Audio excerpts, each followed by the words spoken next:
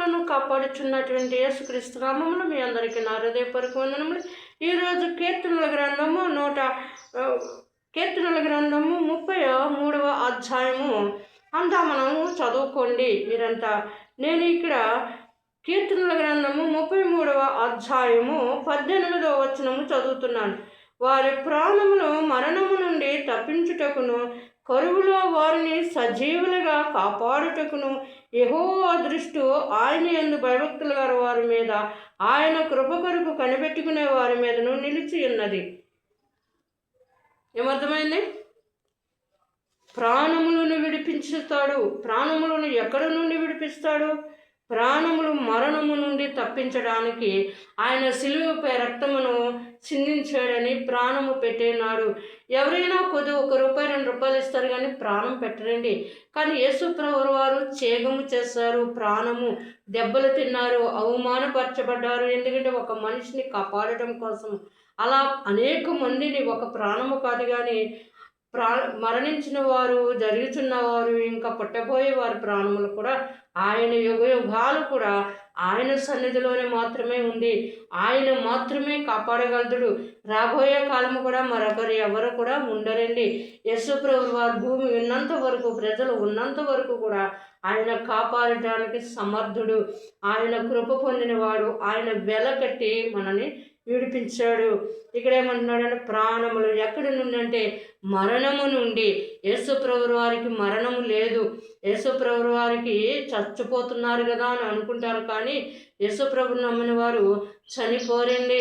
ఆ కళ్ళు మాత్రమే మోస్తారు, నిద్రలోనికి మాత్రమే వెళతారు. వారి ప్రాణములను కాపాడతాయి.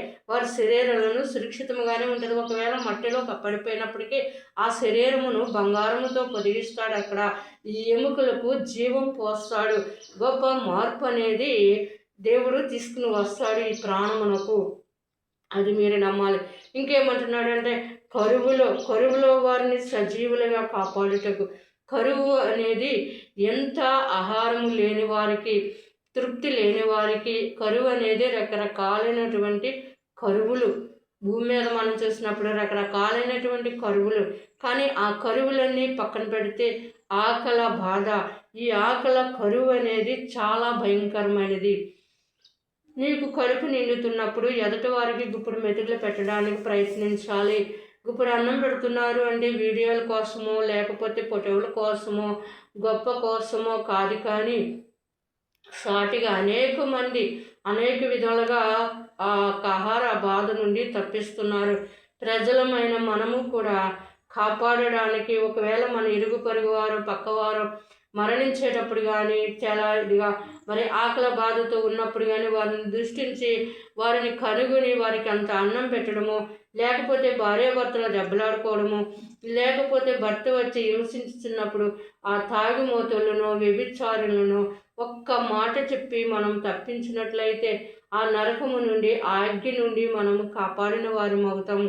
అప్పుడు దేవుడు మనకి ఇచ్చేటువంటి బహుమానము మనకి ఇస్తాడు. ఎందుకంటే వారు సాతాను చేత పాపములో దేవుడికి దొరకలేనంతగా, ఇప్పుడు ఒక రాడి మీద ఒక విత్తనం ఉన్నప్పుడు సూర్యకిరణాలు పడతాయి, పడి ఎండిపోతాయి.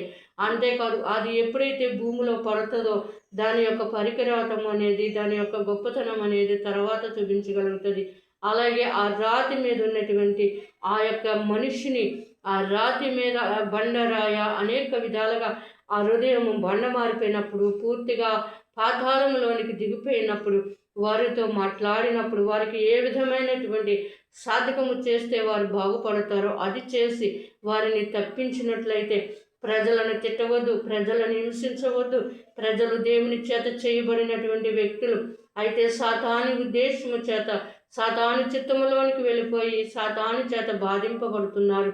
అది సాతాను అని, అది పాపమని, అది నరకమని వారికి తెలియట్లేదు. వాళ్ళకి తెలిసిన విధానంలో అటు విధముగా మనం వారికి చెప్పినప్పుడు వారు కాపాడడానికి అవకాశం ఉంటుంది ఇక్కడ. ఎందుకంటే మరణము నుండి కాపాడేవాడు యేసుప్రభువు వారు మాత్రమే. అలాగే ఆకలి బాధ నుండి, అది ఆత్మీయ బాధ అయినా, అది శారీరక ఆకలి బాధ చాలా గొప్పది. ఆ దాని నుండి కూడా తప్పిస్తారని చెప్పి, ఈ రెండు నుండి తప్పిస్తారని యేసుప్రభువు వారు అంటున్నారు.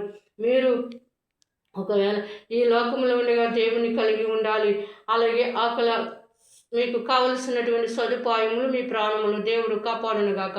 Amen, amen, amen.